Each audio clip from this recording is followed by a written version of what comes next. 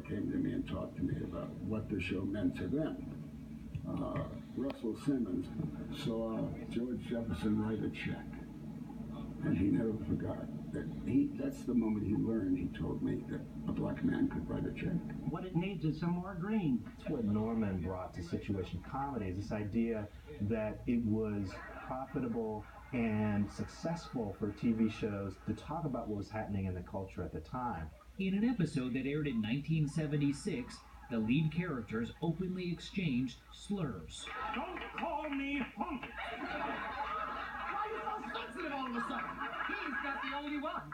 How would you like it if I called you?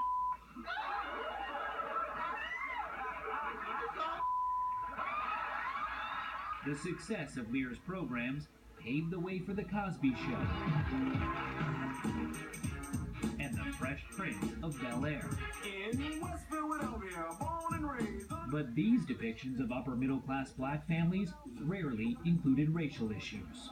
It doesn't feel like we talk about these things as forthrightly as you were doing on television. America doesn't look itself in the mirror and see itself honestly. As a consequence, we don't have good, reliable, honest conversations about our problems. I need a real woman. Now we've reached a point where all TV networks are so desperate for audience.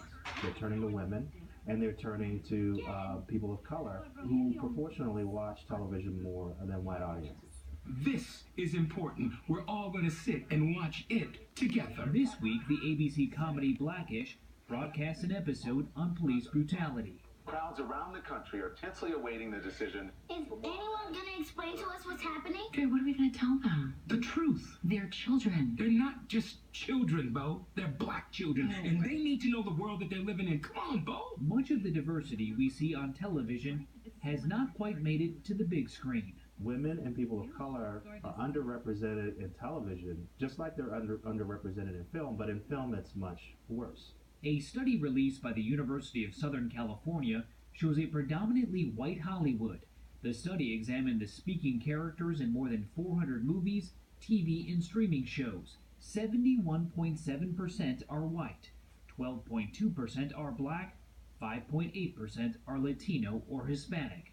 So you have many of your scripts here on the wall. Norman Lear is developing a show for Netflix with an all-Latino cast.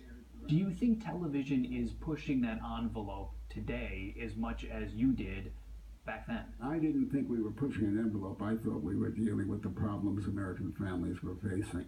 And reflecting society as it is still Lear's passion.